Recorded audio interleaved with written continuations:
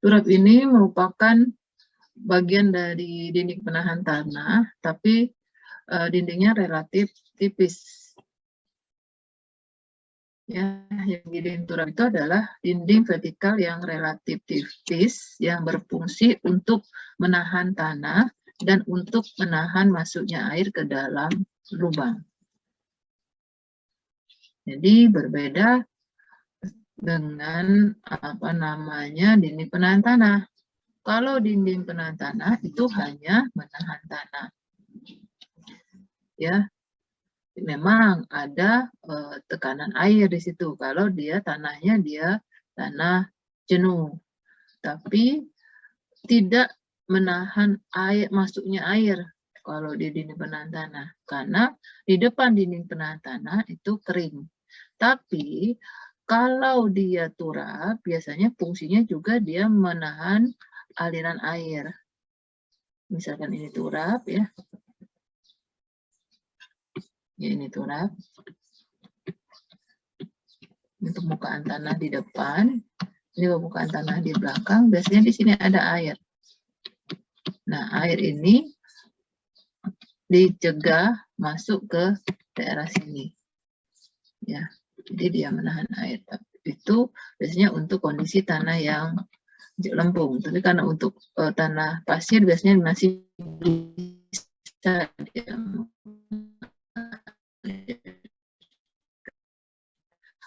dia akan pada hati galian sementara bangunan-bangunan pelabuhan. Jadi biasanya dia di pinggir pantai, ada di pinggir sungai, ya turap itu digunakan. Kemudian dinding penahan tanah dan bendungan elak serat. Kemudian tipe-tipe dinding penahan tanah, lihat dari sisi materialnya, ya material dari dinding penahan tanah itu. Tipe yang pertama adalah tipe kayu. Ya, sesuai dengan namanya. Jadi turap ini terdiri atau terbuat dari bahan kayu, ya. Digunakan untuk dinding penahan tanah yang tidak terlalu tinggi. Kenapa? Karena kalau dia terlalu tinggi, biasanya turapnya akan patah karena kekuatan kayu itu terbatas. Dan juga turap kayu itu tidak cocok untuk tanah berkerikil. Kenapa tidak cocok untuk tanah berkerikil? Karena kalau dia dipanjang pada tanah berkerikil, ujungnya itu pasti akan rusak waktu dipanjang. Ya, hanya bisa biasanya digunakan untuk pekerjaan sementara. Kenapa untuk pekerjaan sementara? Karena kayu ini dia memiliki umur, ya, dia mudah aus, apalagi kena basah dan kering secara terus-menerus, dia mudah cepat aus, ya. Nah, jadi penggunaan turap kayu ini terbatas, ya, terbatas pada pekerjaan sederhana dan sementara. Nah, untuk pekerjaan yang lebih berat dan permanen, biasanya kita menggunakan turap beton, ya, di mana kekuatannya lebih tinggi jauh lebih tinggi dibandingkan dengan kayu. Dan turap beton ini merupakan tipe turap beton yang pracetak. Jadi balok-balok beton yang sudah dicetak di pabrik, kemudian kita pasang. Sehingga turap beton itu selain harus dirancang kuat untuk menahan beban yang bekerja, juga terhadap beban yang akan bekerja pada waktu pengangkatan. Karena pada saat pengangkatan biasanya turap beton itu akan mengalami tegangan. Nah, itu harus diperhatikan untuk material yang terdiri yang berasal dari beton. Nah, kemudian yang tipe yang ketiga itu adalah turap baja. Nah, turap ini yang sering digunakan. Kenapa? Dibanding dengan beton, dia lebih ringan. Ya, dibanding dengan beton, dia lebih ringan dan mudah penanganannya. Ya, tidak terlalu memperhatikan tegangan terjadi pada saat pengangkatan. Ya, lebih menguntungkan. Kuat itu artinya dia menahan gaya-gaya benturan pada saat pemancangan. Ya. Kemudian bahannya relatif tidak begitu berat ya jika dibandingkan dengan beton ya. Kalau beton itu lebih berat dibandingkan dengan baja. Dan dapat digunakan berulang-ulang kali. Jadi kalau misalnya turap baja ini digunakan untuk pekerjaan sementara, maka turap baja ini bisa digunakan untuk pekerjaan yang lain. Jadi bisa digunakan berulang. Dan mempunyai keawetan yang tinggi. Dan jika dia kedalaman turapnya itu besar atau dalam, penyambungan turap itu lebih mudah. Memang kalau material baja itu kelemahannya itu pada lingkungan yang memiliki pH tinggi atau tanah yang memiliki pH tinggi, dia lebih lemahnya di situ. Kenapa? Karena kalau kondisi pH yang tinggi, sifat baja itu akan mudah korosi. Tapi sekarang itu sudah bisa ditangani. Sifat mudah korosi itu bisa ditangani dengan melapisi baja dengan bahan kimia. Jadi baja sebenarnya masih bisa digunakan untuk tanah yang memiliki pH tinggi asal dia sudah dilapisi dengan bahan kimia tertentu. Oke, itu tipe-tipe turap berdasarkan materialnya. Kemudian berdasarkan dindingnya atau tipe dinding turapnya. Yang pertama adalah turap cantilever. Ya, jadi turap ini ketika dia menahan gaya horizontal akibat tekanan tanah, jadi sebenarnya prinsip turap ini sama seperti dinding penahan tanah. Ya, fungsinya adalah untuk menahan tekanan tanah. Nah, ini tekanan tanah ini akan ditahan oleh tanah di depan turap. Ya, tekanan tanah yang akan ditahan oleh tekanan tanah di depan turap. Ya, jadi kekuatan dari turap ini hanya mengandalkan tanah di depan turapnya ini. Ya, defleksi yang terjadi relatif besar. Nah, artinya ketika ini tinggi, tekanan gaya aktifnya besar atau tinggi, berarti kita memerlukan gaya di depan ini juga harus besar. Karena dia hanya mengandalkan kekuatan dari gaya depan. Sehingga kalau ini untuk memberikan tekanan yang besar, artinya turapnya harus kita perpanjang. Nah, ini tinggi, gaya aktif tinggi adalah salah satunya adalah kedalaman galiannya tinggi atau hanya tinggi. Artinya, turap cantilever ini ketinggian galiannya itu terbatas. Ya, ketinggian galiannya terbatas dengan rata-rata ketinggiannya ada 3 sampai 5 meter. Jadi kenapa tidak bisa lebih tinggi? Bisa lebih tinggi, tapi konsekuensinya kedalaman turap juga akan jauh lebih dalam. Nah, kalau ini terlalu panjang, yang terjadi akan tulangnya bisa patah. Ya, itu tulangnya bisa patah kalau turapnya bisa patah kalau ini terlalu panjang. Jadi untuk dinding turap cantilever terbatas hanya pada kedalaman 3 sampai 5 meter. Ya, ini kadang kalau di turap yang di daerah yang di sini biasanya disebut galian. Ya, galian. Yang di sini merupakan dasar galian. Yang ini dasar galian. Yang ini adalah permukaan tanah. Yang ini adalah permukaan tanah. Ya, itu. Lanjut, tipe yang kedua adalah dinding turap diangker. Nah, tadi kan dinding cantilever ini hanya terbatas sampai kedalaman 5 meter, kedalaman galiannya terbatas sampai 5 meter. Nah, bagaimana kalau galiannya lebih dari 5 meter? Berarti turapnya kita tambahkan angker di sini. Jadi gaya yang bekerja, gaya pasif, ya, gaya aktif yang bekerja, selain ditahan oleh tanah di depan dinding, juga akan ditahan oleh angker ini. Angker ini arahnya sini. Ya, akan ditahan oleh angker. Nah, sehingga ini cocok untuk galian yang lebih dalam. Biasanya lebih dari 11. Kalau dia lebih dari 11 meter, memang menggunakan 2 angker, tidak bisa 1 angker. Ya. Oke. Jadi menahan beban lateral dengan mengandalkan tanah pada bagian turap yang terpancang di dalam tanah dengan dibantu oleh angker yang dipasang di bagian atas. Ya. Jadi itu. Jadi untuk turap yang diangker itu fungsinya untuk kedalaman galian yang lebih dalam.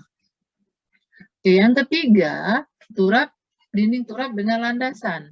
Nah, ini biasanya turap dipasang pada pelabuhan. Ya, jadi ini turap dipasang di sini. Ya, dipasang di sini. Kemudian ditambahkan landasan atau tempat untuk misalkan mendarat. Misalkan di sini ada kapal, mendaratkan kapal, kemudian di sini ada pengangkutan material segala macam. Nah, landasan ini akan ditopang oleh tiang-tiang, pondasi tiang. Ya, pondasi tiang. Nah, sehingga kestabilan dari turap ini selain dia mengandalkan tanah di depan, juga dibantu oleh tiang-tiang ini. Jadi adanya tekanan tanah lateral ini itu akan berkurang dengan adanya si tiang-tiang ini. Sehingga kestabilan dari turap ini lebih bisa start. Ya. Jadi dibantu. Dan menahan tekanan tanah lateral dibantu oleh tiang-tiang yang dibuat landasan. Jadi tiang ini selain dia menahan beban vertikal dari atas, ya, juga dia menahan beban lateral. Nah, tipe 3 ini yang keempat adalah bendungan elak selular.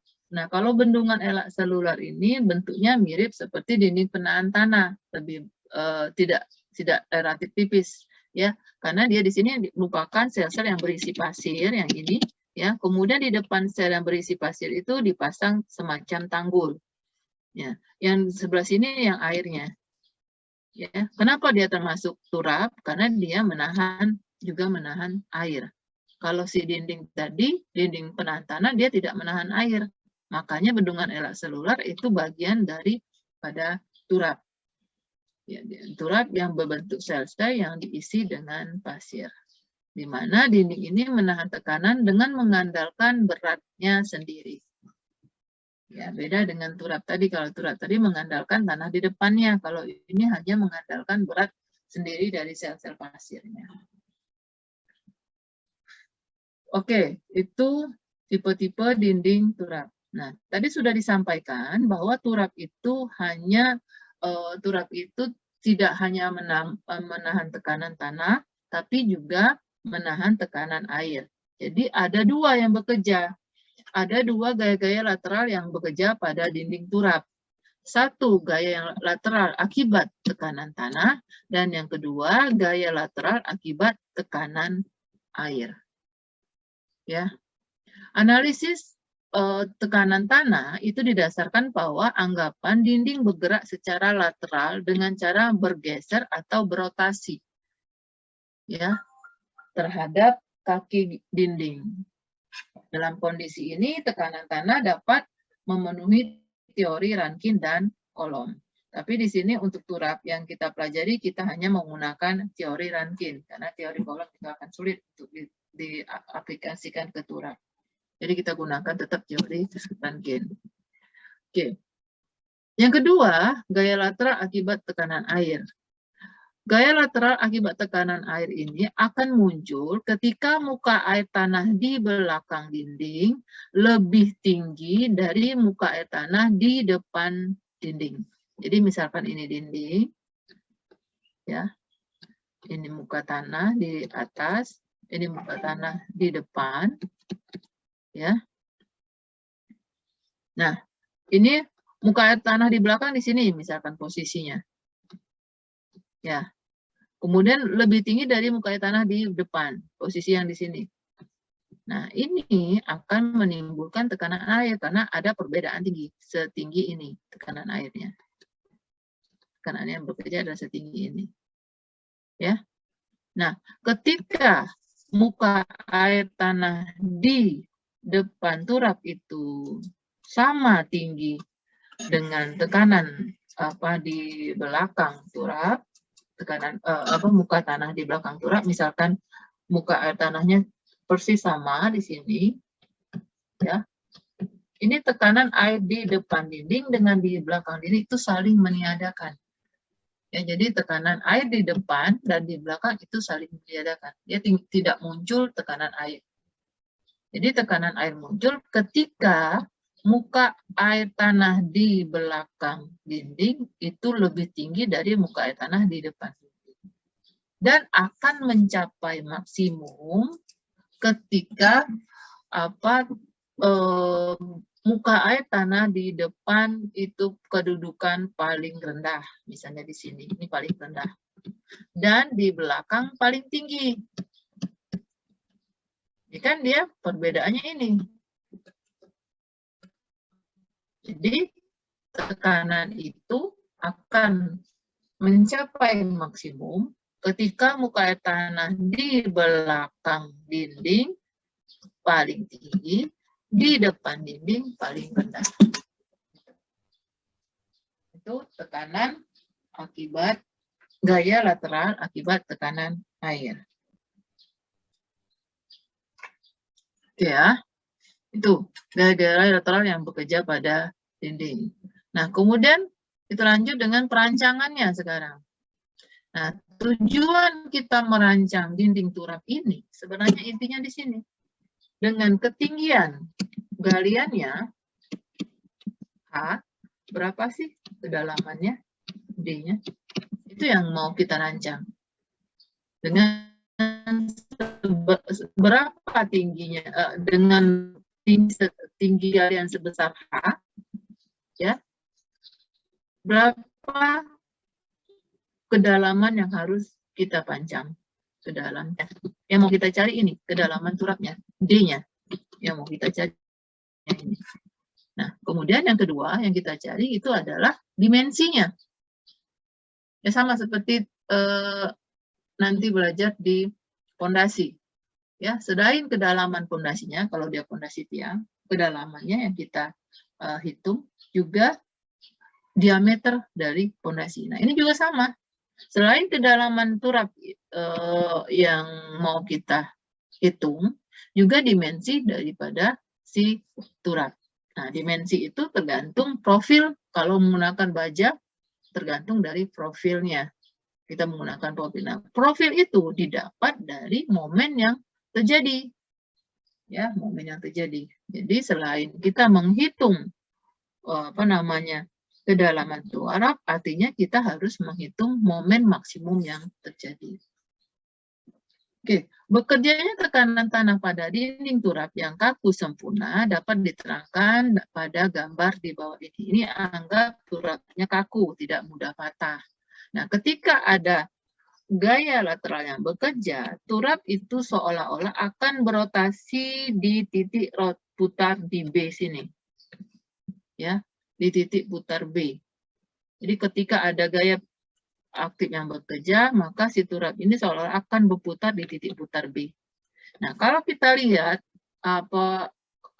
titik putarnya di titik B, kalau kita lihat, ya, artinya di sini tanah di belakang BC itu akan arahnya ke sini tekanannya, ya, karena dia menahan supaya si turap itu tidak berputar.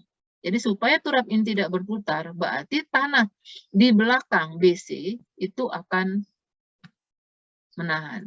Artinya kalau menahan berarti dia pasif. Ya, yang ini kan yang mendorong kan PA, aktif ya. Nah, sama juga tanah di depan BD dari titik B ke D, ini juga akan menahan. Ini adalah PP. Jadi timbul ada tiga macam gaya di sini. Akibat dari gaya aktif di belakang turap itu akan menimbulkan gaya pasif di belakang BC dan gaya pasif di depan BD. Sehingga dengan adanya gaya, kalau ini sudah gayanya ini seimbang, maka si turap tidak akan berotasi kalau dia seimbang. Ya, ini ada penjelasannya ya, kalimatnya ini. Ya, di belakang BC dan di depan BD berupa tekanan tanah pasif. Pada titik rotasi B, karena tanah tidak bergerak, maka titik ini akan mengalami tekanan yang sama di depan dan di belakang.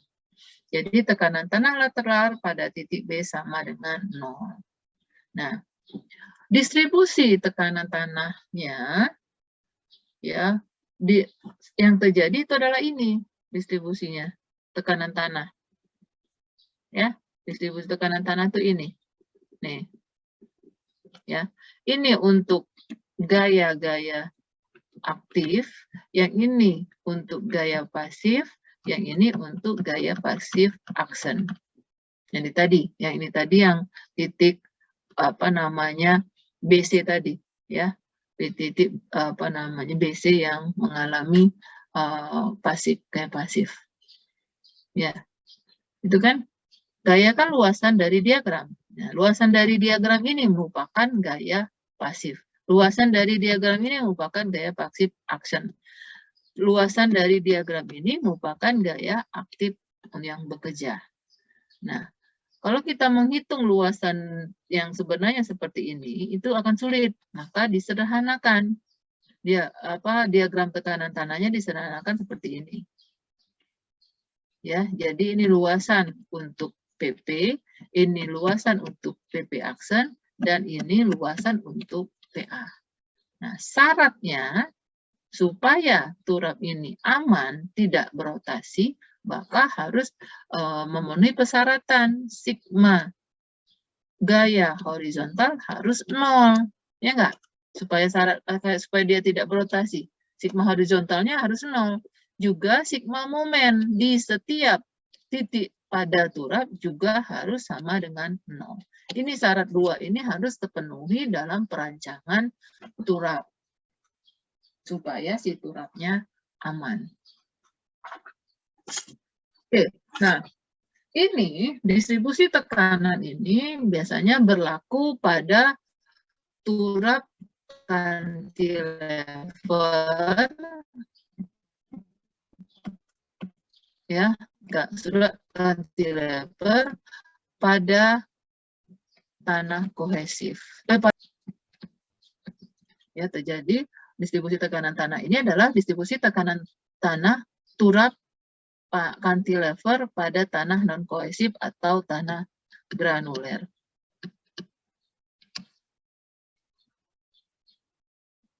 Oke, sekarang kita merancang turap cantilever dulu. Nanti turap yang diangker nanti Bu Yurinda, turap yang diangker cantilever yang kita pelajari sekarang.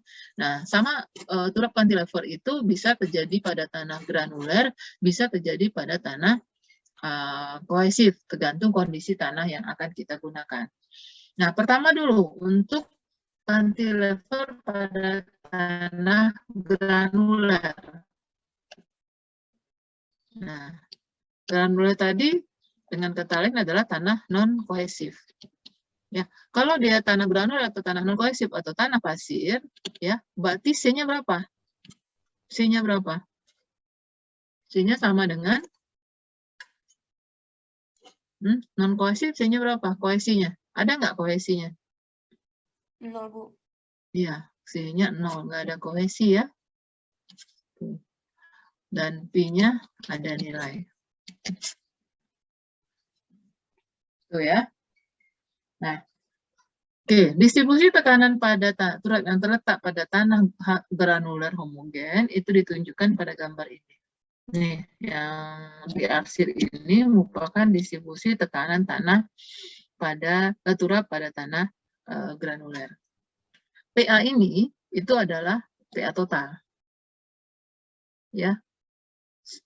Cara kalian mencari PA total sama persis waktu kalian di dinding penahan tanah. Ya, seperti ini. Ya. Nah, ini ya. Karena turap terletak tanah granuler, maka muka air tanah mempunyai ketinggian yang sama di depan dan di belakang turap. Kenapa ini bisa terjadi sama? Karena kondisi tanah di sini, tanah yang ini, dan tanah yang ini, itu merupakan tanah granuler atau tanah pasir. Nah, kalau dia tanah granuler atau pasir, permeability-nya itu tinggi. Jadi, kalau dia tanahnya permeability tinggi, air yang ada di depan itu cepat mengalir ke belakang dinding. Sehingga posisi muka air tanahnya itu bisa sama. Nah, kalau di bawah ini merupakan tanah kohesif, di bawah ini tanah kohesif, ya, maka pengaliran air itu akan lambat ke sini karena permeabilitas tanah kohesif itu rendah. Nah, sehingga kalau ini lambat, otomatis muka air di depan, belakang sama muka air di depan itu akan berbeda. Itu ya. Oke. Ini arahnya ke sini ya, sorry. Arahnya ke sini. Jadi muka air tanah di depan sama di belakang itu akan berbeda. Oke ya. Itu ya muka air tanahnya. Nah, untuk menghitung PA, PA ini adalah PA total ya. Kalau Ibu sebutkan ini hanya PA, itu artinya PA total. Nah, untuk menghitung PA itu sama persis seperti kita menghitung di dinding penahan tanah. Jadi kalau dia bentuknya seperti ini, Ibu gambarkan lagi ya supaya lebih jelas ya. Ini sudah banyak coretan. Saya di samping ini Ibu gambar. Ini apa namanya turapnya ya. Kemudian ini muka tanah. Saya tinggikan lagi. Ini muka tanah di muka galian. Ini muka tanah. Kemudian ini ada muka air. Nih, yang ini adalah ini. Nah, gambar diagram tetanahnya sama seperti waktu kita menggambarkan di dinding penahan tanah. Pertama adalah akibat tanah itu sendiri ini. Ya. Ini misalkan apa tingginya HW. Ini misalkan tingginya H1 misalnya. Berarti kan di sini tekanan tanahnya berarti apa? Ini misalkan ini gamma B, yang ini gamma saturated. Ya. Jadi tekanan tanah di titik 1 ini atau saya ganti di sini atau A1 itu adalah gamma B kali ya, sama seperti waktu kita jadi penulisan. Ini diteruskan ke bawah lagi. Yang ini adalah tekanan tanah yang diakibatkan oleh berat tanah di atas tanah H1. Berarti berat tanah H2. Berarti untuk yang 2 di sini, itu A2, berarti gamma aksen ya dikalikan dengan gamma aksen. Berat tanah di HW berarti gamma B ya. Gamma B, sorry.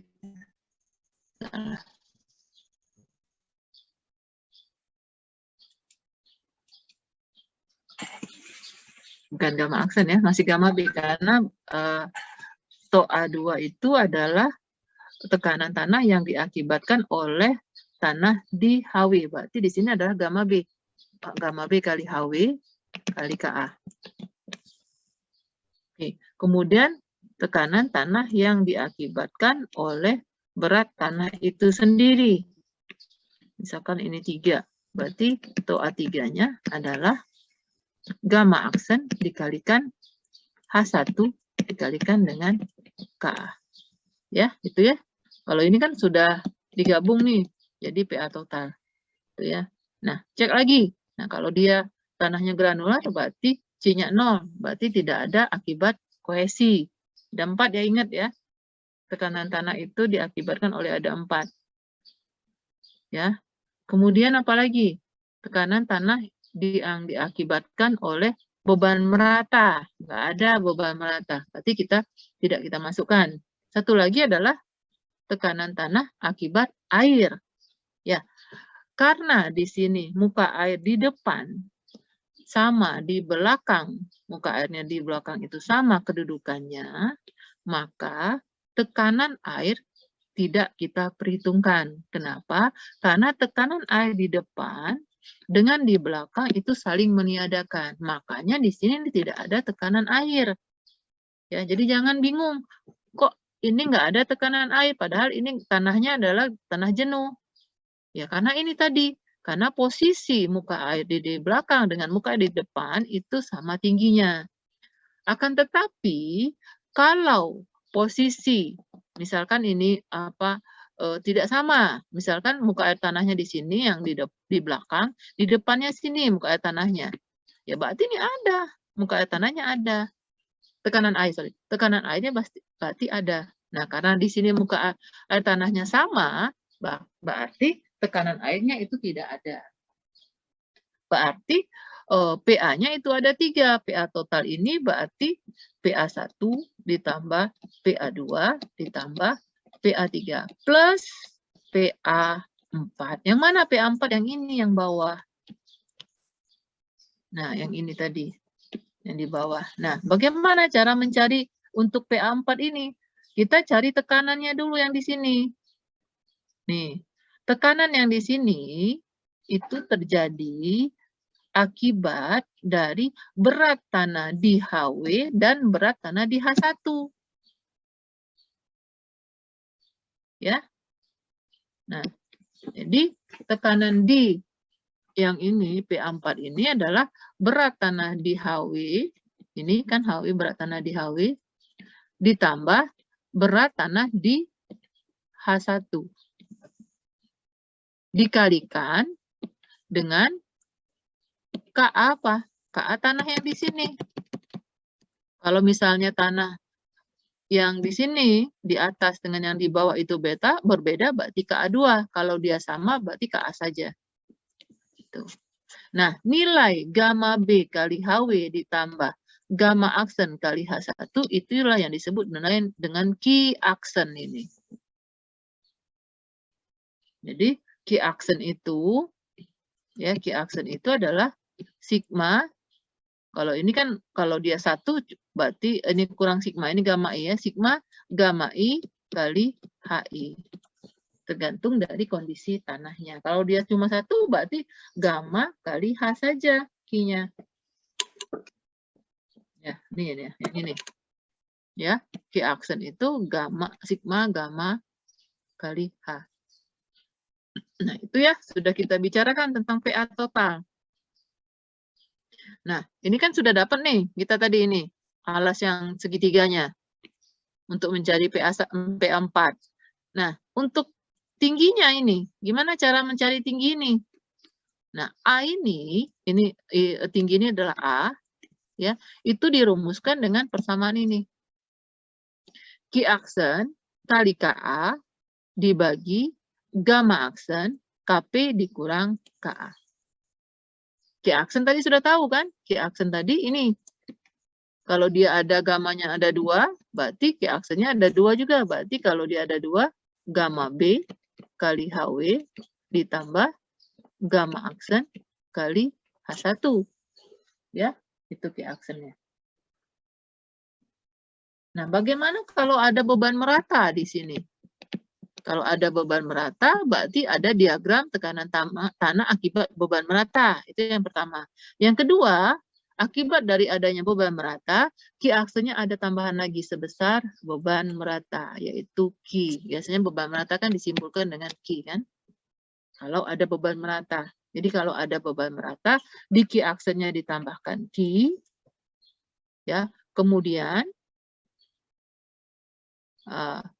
diagram tekanan tanahnya ada diagram tekanan tanah akibat beban merata. Bagaimana untuk alasnya ini? Ya, kita tahu tadi kan alasnya itu adalah, rumusnya adalah Q aksen dikalikan KA. Cuma itu kan alasnya, alas dari PA4 ini. Apapun nilai Q aksennya, kalau Q aksennya ini, berarti kita tinggal kalikan dengan KA. Tuh. Itu ya, untuk tekanan tanah pasif ya. Tahu semua ya cara mencarinya, mulai dari permukaan sampai ujung sini. Ini kan semua tekanan tanah pasif. Nah, di awal sudah Ibu bilang tadi, untuk syarat aman dari turap, itu sigma gaya horizontal harus sama dengan 0, dan sigma momen harus sama dengan 0. Sigma gaya horizontal berarti PA ini ditambah PP aksen dikurang PP kan kalau lihat dari gambarnya ini. Ini. Jadi sigma horizontal itu adalah PA ditambah PP aksen dikurang PP sama dengan 0. Yang namanya apa? PP, kita gini. Kita ingin mencari untuk menentukan nilai PP aksen ya ini. Karena PP aksen itu ini nilainya dari mana? Itu yang ini nih. Sebenarnya segitiganya ini nih. Ini saling superposisi nanti, saling meniadakan. Tarik ke sini, ya. Ini untuk PP aksen. Jadi tope ditambah tope aksen dikalikan Z per 2. Luasan dari segitiga, ya enggak? Kemudian PP ini adalah tope ini dikalikan tingginya Y. Jadi tope dikali Y per 2. Maka rumus untuk sigma FH itu berarti PA ditambah tope plus tope aksen Z per 2 dikurang tope Y per 2 sama dengan 0. Sehingga kita dapatkan nilai Z. Z itu kita uraikan dari rumus ini. Dari Z itu kita dapatkan nilai rumus Z-nya. Oke ya, itu dapat nilai Z. Kemudian kita mengambil sigma momen di dasar turap sama dengan 0. Ya, sigma momen di dasar turap sama dengan 0 berarti PA dikalikan jaraknya ini kan di ujung turap ini, misalkan titik A, jaraknya terhadap A. Kemudian PP aksen terhadap A dan PP ini terhadap A, ya. PA berarti Y kecil ini ditambah Y besar, ya. Kalau banyak tulisannya jadi bingung ya. Nah, Ibu hapus dulu. Nah, PA itu terhadap titik A, kalau dilihat dari gambar ini kan jaraknya dari sini ke sini. Nah, yang dari sini ke sini itu Y kecil, yang dari sini itu adalah Y besar ini. Ya, Y kecil itu gimana? Y kecil itu adalah titik berat PA total terhadap titik putarnya tadi. Ini kan titik putar tadi. Ya, Y kecil itu adalah titik berat PA total terhadap titik ini. Ya, itu ya. Kemudian PP aksen, berarti PP aksen dikalikan dengan jaraknya terhadap titik A ini. Z per 2 dikalikan dengan Z per 3. Jadi untuk topi aksennya ini apa Z per 2, kalau yang ini adalah Z per 3 itu kebalikannya. Topi Y per 2 dan Y per 3 sama dengan 0. Ya ini tadi PP tadi Z per 2 dikalikan dengan jaraknya. Yang ini PP topi Y per 2 dikalikan dengan jaraknya. Kemudian disederhanakan menjadi ini kan rumusnya. Nah, kemudian kalian substitusikan nilai Z ini ke sini. Kita substitusikan ke sini nilai Z itu. Sehingga kita dapatkan persamaannya ini sekarang. Ya. Persamaan ini dikalikan dengan topi plus topi aksen. Jadilah ini. Ya. Selanjutnya, substitusikan nilai topi itu adalah ini. Ya. Gamma aksen KP dikurang KA dikalikan dengan Y besar. Atau C kali Y. Kalau dari rumus ini, berarti C itu adalah gamma aksen dikalikan dengan KP dikurang KA. Yaitu C itu. Bukan kohesi ya, C-nya bukan kohesi. Bukan kohesi C-nya. Nah, kita masukkan, substitusikan nilai topi ini ke dalam ini, sehingga kita dapatkan persamaan baru yang ini. Kemudian persamaan ini kita bagi dengan min C topi aksen. Dapatlah persamaan ini. Nah, persamaan inilah untuk menentukan nilai Y ini. Ya. Katanya sudah dapat nih rumusnya. Tadi kan rumusnya ini A. Nih. Ya. Y kita gunakan rumus ini untuk mendapatkan nilai Y. Berarti kalau Y sudah dapat, A sudah dapat, berarti D bisa diketahui. Tuh. Nah, ini kan persamaannya nih. Lihat. PA. PA kita cari dengan menggunakan PA total. Ya enggak? Kemudian Y kecil. Ini ada Y kecil. Y kecil itu adalah jarak PA total terhadap titik ini. Itu bisa kita cari juga. Bisa kita hitung. C. C ini bukan kohesi. C yang ada di persamaan ini adalah ini tadi. Gamma aksen dikalikan KP dikurang KA. Ya. Topi aksen, nah ini yang jadi perhatian. Topi aksen ini adalah tekanan pasif di belakang dinding dikurangi dengan tekanan aktif di depan dinding. Jadi kalau Ibu catatkan di sini, topi aksen itu adalah tekanan pasif di belakang dinding ya dikurangi dengan tekanan aktif di depan dinding. Jadi kita tidak melihat diagram ini ya. Untuk mencari topi aksen, kita buat sendiri diagramnya. Karena kan ini kan diagramnya di belakang dindingnya adalah aktif. Yang mau kita cari itu yang pasifnya. Jadi yang kita ambil yang pasifnya aja. Aktifnya kita buang. Nah, jadi kalau ini diagramnya, ya ini permukaan tanah. Ini permukaan tanah di depan, muka galian. Ya, ini tadi muka air tanah. Ya, ini. Nah, yang cari itu adalah tekanan tanah pasif. Pertama adalah dia sama seperti yang kita cari aktif tadi, tapi di sini pasif yang kita cari. Nah, ini diagram tekanan akibat berat sendiri. Berarti topi 1 kan? Yang ini, misalkan ini 1 ya. Jadi topi 1. Topi 1 itu adalah gamma B dikalikan HW dikalikan dengan KP dia. Ya, dikalikan dengan KP. Kemudian lanjut ke sini kan.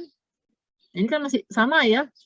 Ini kan gamma B kali HW kali KP. Kemudian lanjut ke sini. Ini adalah berat tanah di belakang. Karena tanah ini sama dengan tanah di sini, kita lanjutkan saja sampai ke bawah. Sampai ke ujung dari turap. Nah, berarti yang ini itu adalah gamma aksen dikalikan dengan tingginya. Tingginya apa? Ini tadi H1, ya. Di sini tadi H2. D kan? D saja. Jadi H1 ditambah D kan? Dikalikan KP. Karena kita di sini bilangnya adalah tekanan pasif di belakang dinding. Nah, sekarang dikurangi dengan tekanan aktif di depan dinding, di sebelah sini. Nah, di sini tekanan aktifnya berarti gamma aksen dikalikan tingginya dikalikan dengan KA karena dia aktif. Sehingga kalau kita buatkan di sini, yang pertama ini tadi, yang kedua yang ini, berarti gamma B kali HW dikalikan dengan KP ditambah gamma aksen dikalikan dengan H1 ditambah D dikalikan dengan KP dikurang dengan gamma aksen dikalikan D dikalikan dengan KA. Sama dengan rumus yang ini, yang di sini. Ya, gamma KP HD H ditambah D dikurang HW. H dikurang HW itu adalah H1 ditambah D, ya. Dikurangi dengan gamma aksen KP dikali Y ditambah A. Y ditambah A itu adalah nilai D. Sama. Ya, seperti itu. Itu definisi dari tope aksen. Nah, kalau kalian sudah dapatkan nilai tope, kalau belum diketahui, artinya kalau kita memasukkan angka yang lainnya, masih tope aksen ini masih dalam bentuk persamaan. Ya. Nah, jadi dalam kita masukkan angka semuanya di sini. Artinya di sini kalau kita lihat dia merupakan persamaan pangkat 3. Nah, kalian gunakan aplikasikan numerik yang akar-akar persamaan. Nah, ini aplikasikan akar-akar persamaan untuk mencari pangkat 3. Ya, dengan coba-coba artinya kan? Dengan coba-coba kita coba dengan Y sampai dia mendekati 0. Ya. Dengan demikian Y dan D bisa diperoleh. Artinya kedalaman turap itu bisa kita dapatkan. Nah, perkiraan awal dari nilai D oleh tank itu bisa ditunjukkan dari tabel ini. Ini hanya perkiraan ya, kalau untuk tepatnya harus tetap kita hitung. Kalau tanahnya sangat padat, turapnya itu kedalaman turap hanya 0,75 H. Kalau dia sedang 1,25 H. Jadi semakin lunak tanahnya, kedalaman turapnya itu semakin dalam. Ya, tuh. Kalau pasir berarti semakin dia mendekati tanah yang tidak padat, berarti kedalaman turapnya itu semakin dalam. Ya, ini karena ini kan pasir ya. Kita bicara pasir, berarti ini yang diperhitungkan adalah kepadatannya, ya, padat atau tidak padat kalau pasir. Lunak tidak lunak itu berarti itu kondisi untuk lempung. Ini kan sangat padang, sedang, dan sangat tidak padat. Kalau dia sangat tidak padat atau very loose itu bisa mencapai 2H. Oke, ya. Ini kita dapatkan kedalaman turap. Nah, selain kita menentukan kedalaman turap, kita menentukan juga dimensinya. Nah, untuk menentukan dimensinya, kita perlu momen yang terjadi, momen maksimum yang terjadi. Nah, momen maksimum yang terjadi itu yaitu pada gaya lintang sama dengan 0. Ya, jadi kita cari di titik ini, misalkan gaya lintang sama dengan 0 tuh di titik ini. Ini kan bentuk X, masih X ya, belum tahu berapa jaraknya. Jadi kita gunakan sigma momen terhadap PA terhadap titik 0, PP terhadap titik 0.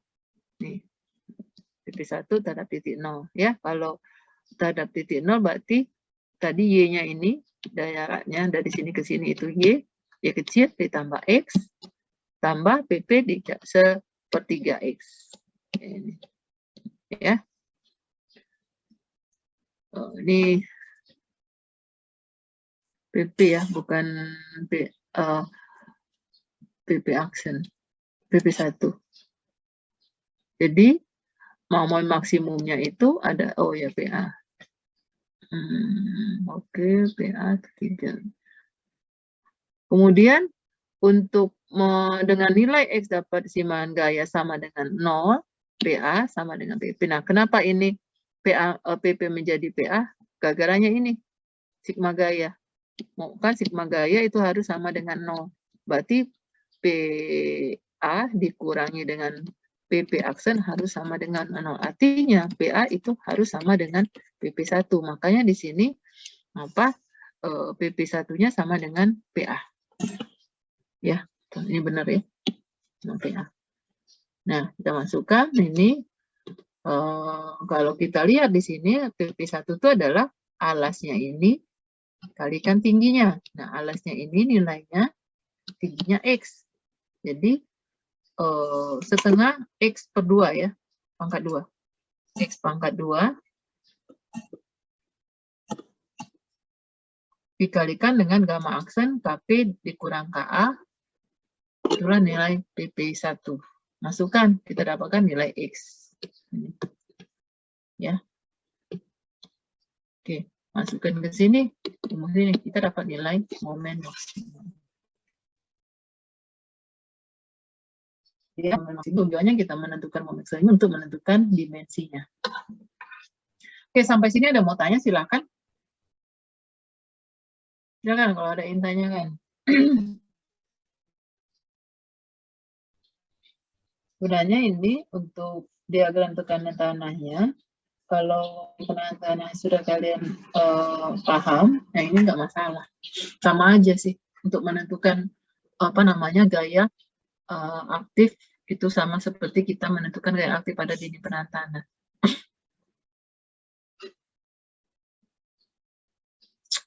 Oke, nggak ada ya? Oke ya, jadi ini adalah, oh ya silakan Fitri ya.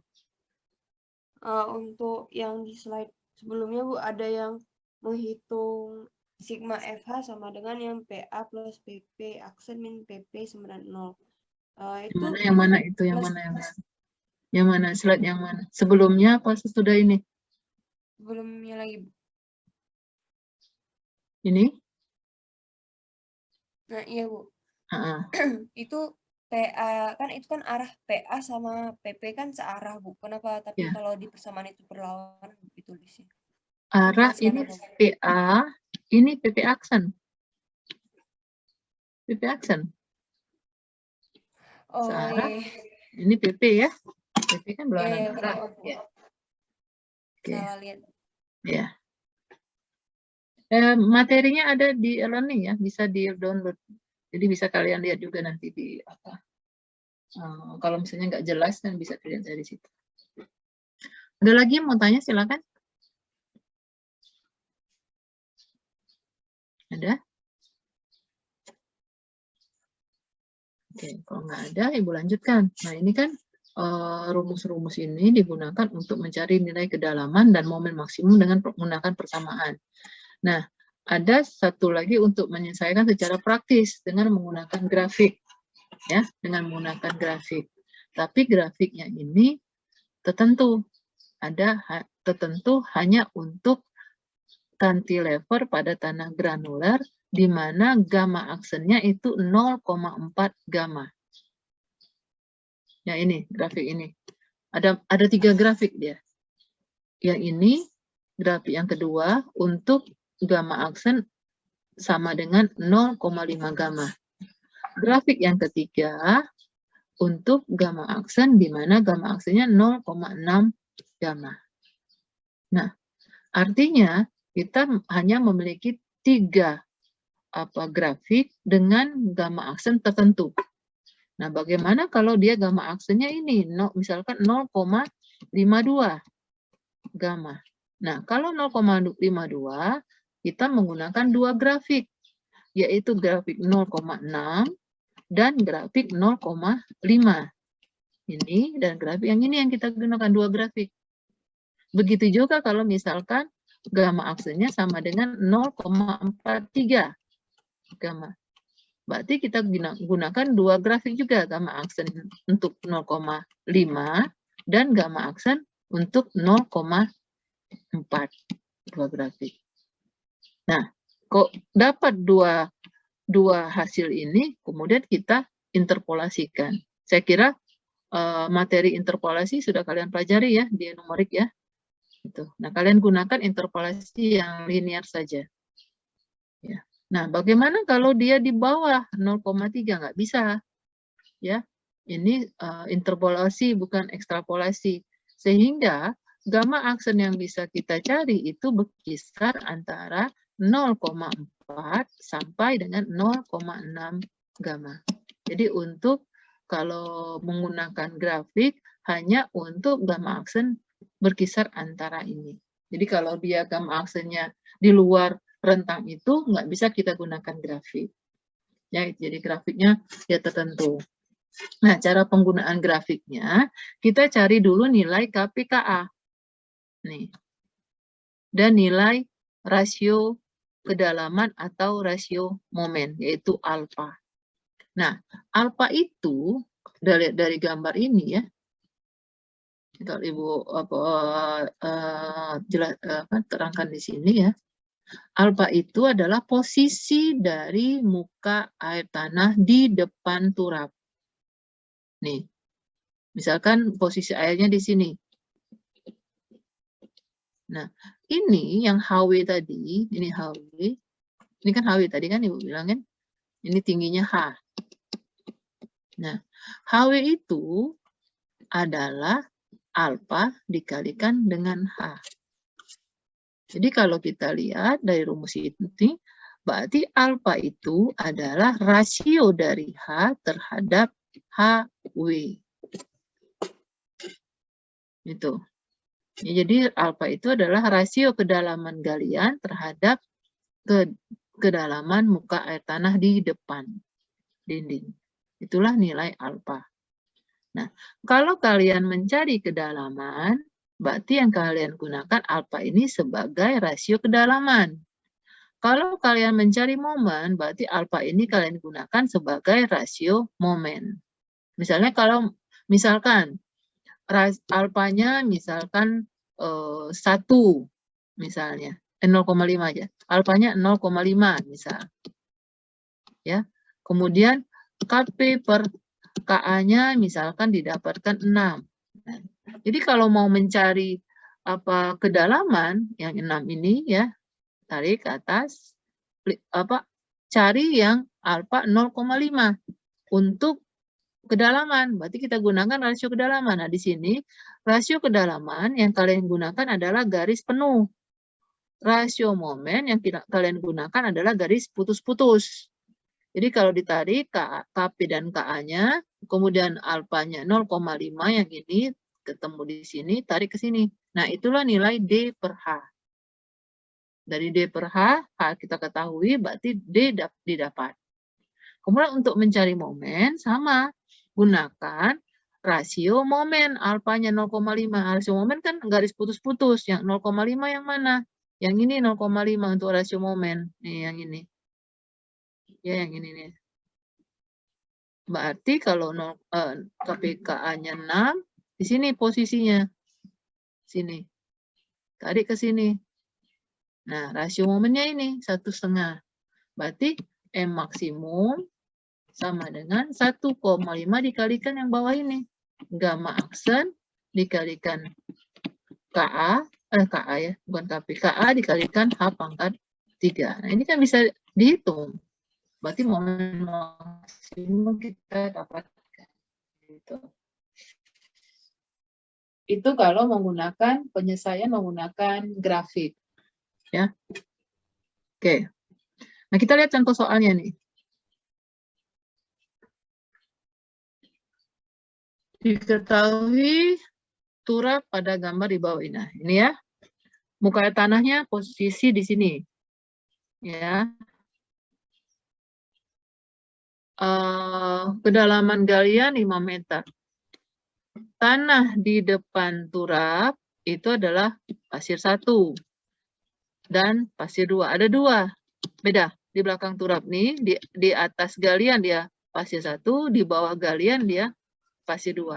Jadi tanah yang di sini merupakan pasir 2, yang di bawah galian, yang di atas galian itu pasir 1. Berarti kalau dia beda, berarti ininya beda juga. Nah, ini beda. P-nya beda, kemudian C-nya karena dia pasir, C-nya 0. Ya. Tentukan panjang turap yang dibutuhkan, dan momen maksimum yang terjadi. Oke. Nah, ini ya. Oke, ini dulu ya, Ibu lihat dari sini dulu. Oke, pertama yang kalian tentukan dulu adalah KAKP-nya dulu supaya mudah. Ya, tanah uruk. Ya, biasanya ini dinamakan tanah yang di belakang sini ini dinamakan dengan tanah uruk. Ya, yang di bawah ini adalah tanah galian. Ya, makanya di sini tanah uruk merupakan pasti 1, berarti KA-nya ini hitung KP-nya ini. Untuk tanah galian merupakan pasti 2, KA-nya ini dan KP2, KA dan KP2. Oke ya, itu dulu ya. Kemudian untuk menentukan nilai key action. Key action. Key action dari permukaan tanah sampai galian, ya, gamma tanahnya cuma 1, yaitu gamma 1.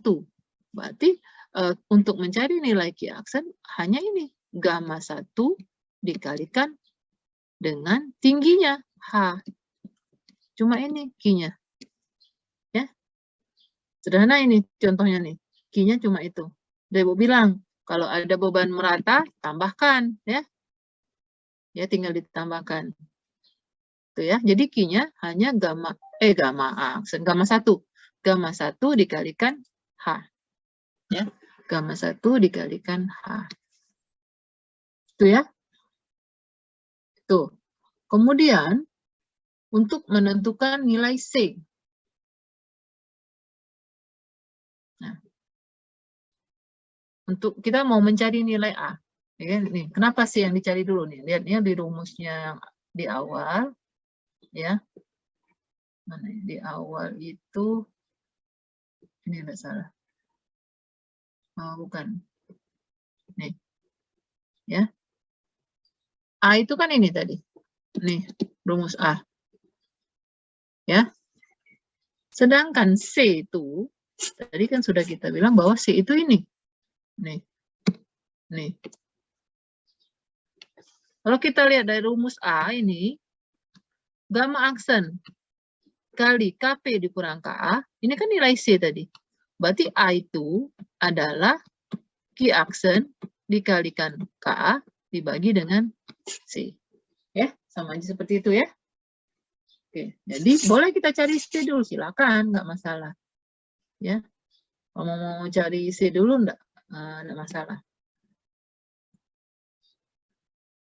Nah, jadi C itu gamma aksen dikali KP dikurang KA. Nah, kenapa ini gamma aksen 2, KP2, KA2? Kan C itu kan di sini, di tanah ini, di bagian sini, C itu. Lihat, sorry, Ibu belum menjelaskan ya. Jadi A, ya tadi kan A ini ya, key aksen dikalikan dengan KA, ya di awal rumus awal tadi, gamma aksen dikalikan dengan KP dikurang KA. Ini kan rumus A. Nah, A itu sebenarnya ya, yang di atas itu adalah untuk tanah di atas galian. Yang di bawah, ini untuk tanah di bawah galian di sini. Kalau di bawah galian ini merupakan tanah 2, berarti di sini KP-nya KP2 dan KA-nya KA2. Gamanya juga gamma 2 di tanah 2. Dan yang di atas di sini merupakan tanah di atas galian. Nah, tanah di atas galian tadi adalah KA1, berarti ini KA1. Nah, kenapa di awal tadi nggak ada KA1, KA2 yang di sini? Kenapa dia nggak pakai KA1, KA2? Karena tadi kan tanah yang di atas galian dengan tanah di bawah galian sama. Makanya dia nggak ada KA1, KA2. Jadi intinya nilai A itu adalah yang di atas ini untuk tanah di atas galian, yang di bawah ini untuk tanah di bawah galian. Jelas ya untuk nilai A? Nah, jadi makanya dia C-nya ini sekarang ini. C-nya itu adalah gamma 2 aksen dikalikan dengan KP2 dikurang KA2. Gamma 2 aksen ini kan 18 dikurang 9,8. Nih. KP2-nya ini, tadi KA2-nya ini. Kita dapatkan C-nya adalah 21,87. A-nya berarti Q aksen dikali KA1. Ya, karena tanah 1 kan di atas. Nah, Q aksennya tadi ini. KA1-nya ini. Nah, ini. Ya. Gamma B, gamma 1 dikalikan dengan H, dikalikan dengan KA1, 30.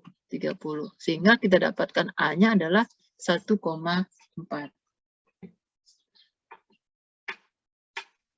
Ya, nanti sampai sini. Nah, sekarang kita mencari PA total. Nih, Ibu cari yang tempat yang luas ya. Misal di sini aja lah Ibu cari. PA total. Kita mau mencari PA total. Ini kan turapnya tadi ya. Pembukaan tanah. Ini pembukaan tanah di belakang.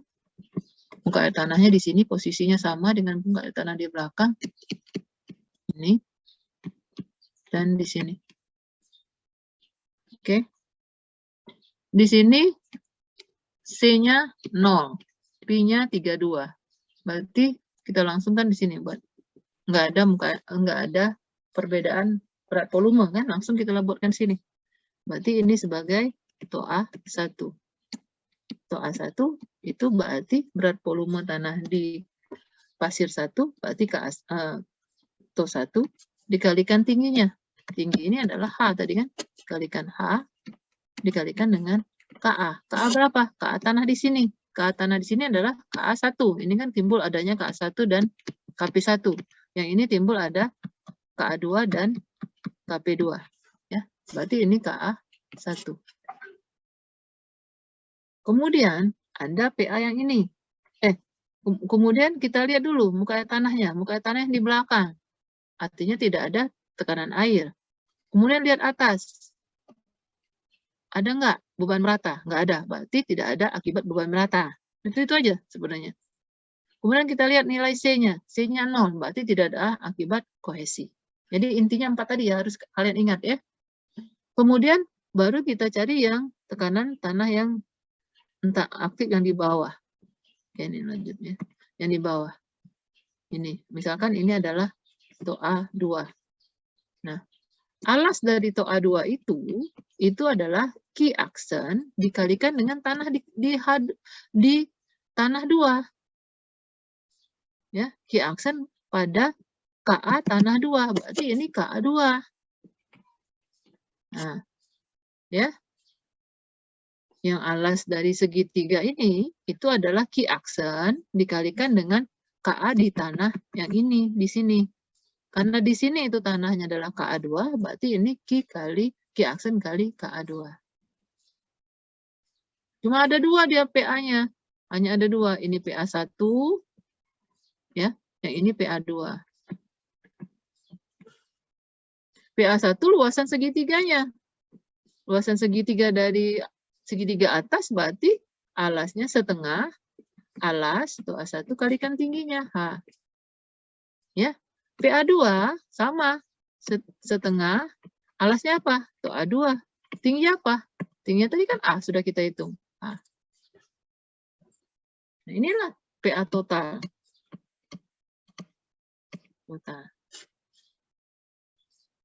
Nah, ini penempatan gaya-gaya ini adalah penempatan masing-masing nilai PA.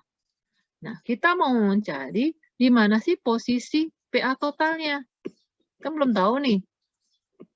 Kalau posisi PA1 kan sepertiga H. Posisi PA2 sepertiga A kan itu. Nah, sekarang yang mau kita cari adalah posisi PA totalnya terhadap titik ini. Nah, mau kita cari ini yang Y tadi. Nah, untuk mencari Y berarti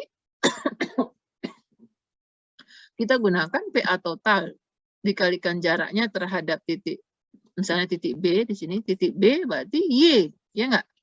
Sama dengan PA1 kalikan jaraknya terhadap titik B. Kalau PA1 berarti 1/3 H ditambah A. Ini kan A tadi. Jadi PA1-nya berarti 1/3 H ditambah A. Ya enggak? Kemudian ditambah PA2 dikalikan jaraknya. Jaraknya ke B. Nah, jaraknya ke B bukan 1/3. 2/3 kan? Kebalik tuh segitiganya. Berarti 2/3. 2/3 A. Nah, dari sini kita dapatkan nilai Y. Ini per PA total. Ya, ini ada penjelasannya di sini.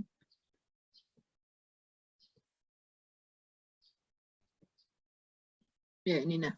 Ya, ini. Dapat PA total, kemudian kita menentukan Y dengan sigma momen di titik B. Didapat Y-nya adalah 2,6. Ini PA2-nya 2/3 A ya, bukan 1/3, 2/3 A.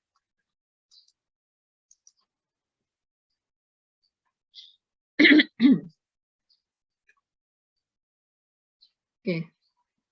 Udah kan? PA1, PA2, PA total sudah kita dapatkan. Letak PA total sudah kita dapatkan. Nah, sekarang kita mencari topi aksen. Nah, topi aksen tadi, apa definisinya adalah tekanan tanah di belakang turap dikurangi tekanan tanah aktif di depan turap. Inilah apa definisinya. Nah, kita lanjutkan. Tekanan tanah pasif yang orange ini, orange yang muda ya. Harusnya Ibu bedakan warnanya ya. Ibu ganti warna biru aja. Nah, ini. Masih bisa nggak ini ya? Apa ini satu persatu? Sudah satu persatu, nanti aja ubahnya. Nah, ini ya, warna yang ini. Warna orange muda ini yang menunjukkan dia tekanan tanah pasif. Ya ini. Karena dia cuma satu, ya, cuma satu tanahnya ini saja, langsung dilanjutkan ke sini kan? Ini. Nah, ini berapa tekanan tanah yang pas di sini? Kalau yang di sini kan tekanan tanahnya berarti gamma 1 dikalikan dengan H dikalikan dengan KP ya. Pasif ya, KP1.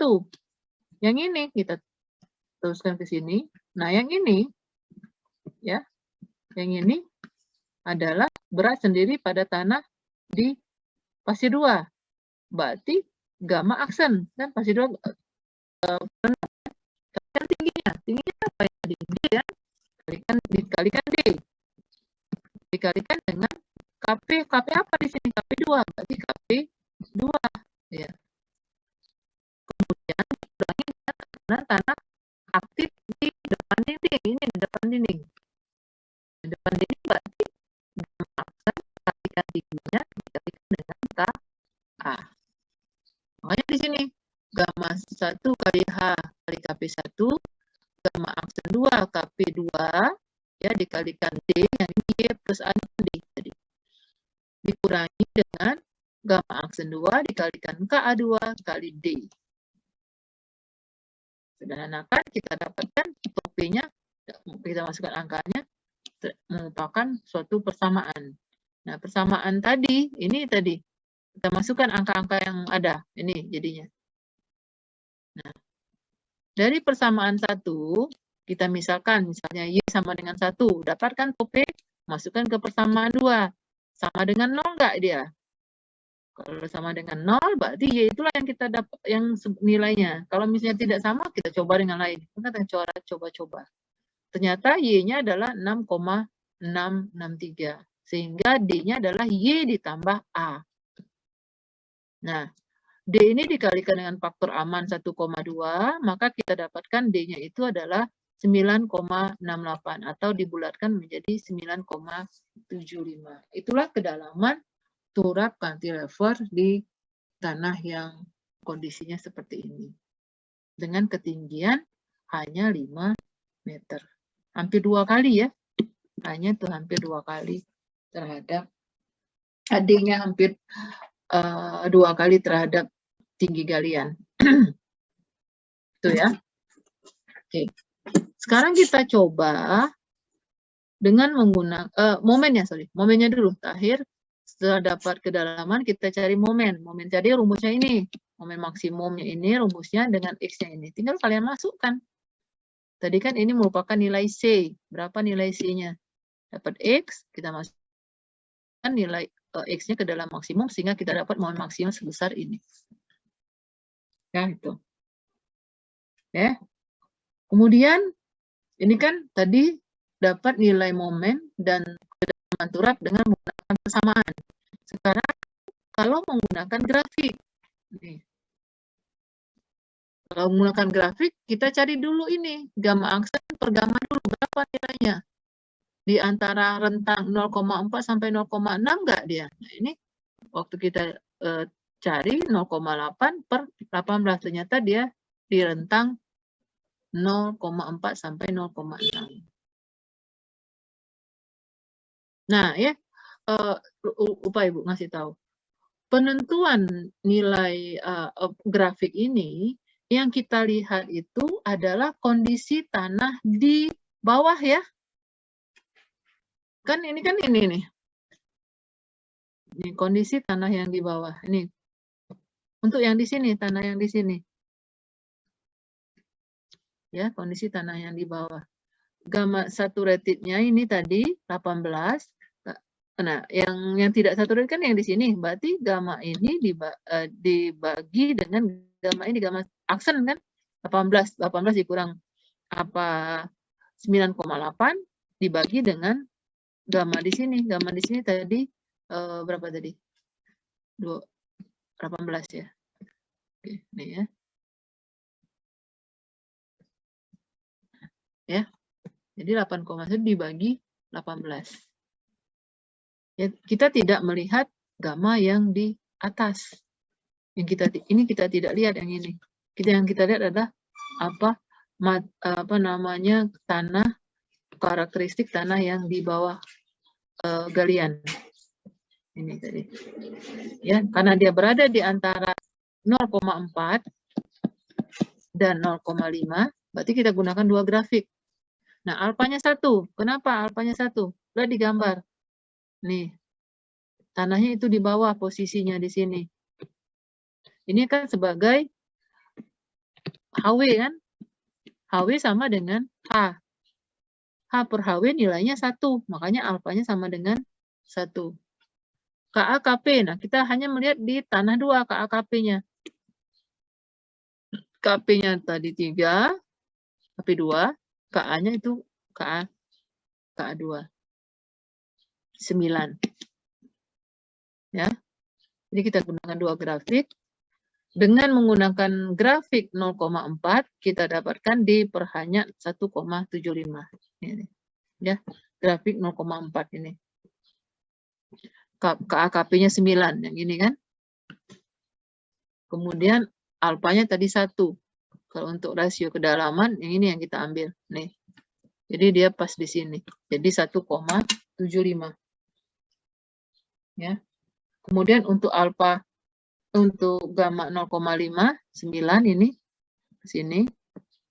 Nah, jadi dia 1,6.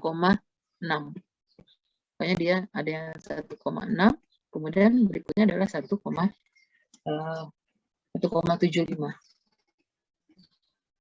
Itu ya. Sehingga di interpolasi kita dapatkan di perhanya adalah 1,7. Nah, dari 1,7 D-nya berarti dikalikan 5, 8,5. Dikalikan dengan faktor keamanan, kita dapatkan D-nya adalah 10,2. Begitu juga untuk mencari momen sama. Ya, dengan menggunakan dua grafik juga. Diinterpolasikan sehingga kita dapatkan momen. Nah, hasilnya itu mendekati sama. Tapi tidak sama persis. Dan tidak jauh hasilnya. Tidak mungkin jauh. Jadi hasilnya itu mungkin berbeda, tapi tidak jauh. Kenapa? Karena kan waktu orang membuat grafik itu disederhanakan atau dibulatkan nilai-nilainya. Kemudian dituangkan dalam grafik. Itu kesalahan pertama. Kedua, kemungkinan kesalahan pembacaan grafik. Sehingga nilainya mungkin saja nanti kalian ada yang bukan mendapatkan 499. Mungkin ada yang mendapatkan 500-an. Mungkin di sini dia bukan 1,1 bisa saja dengan apa pengamatan dia bukan 1,1 tapi 1,12 misalnya. Gitu. Ini tadi ya kelemahan dengan menggunakan grafik. Tuh. Jadi jelas dia kemungkinan dengan hasil hitungan itu tidak sama bisa jadi. Tapi biasanya tidak samanya itu tidak terlalu berjauhan. Gitu. Oke, itu ya materi untuk hari ini. Ada yang ingin tanyakan? Silakan.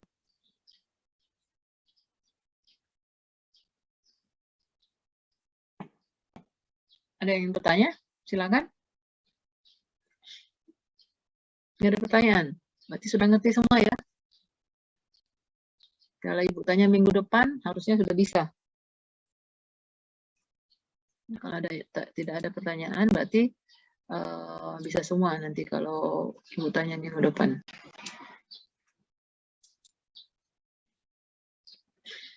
Oke, kalau Anda Ibu tutup kuliahnya, kalau nggak ada pertanyaan,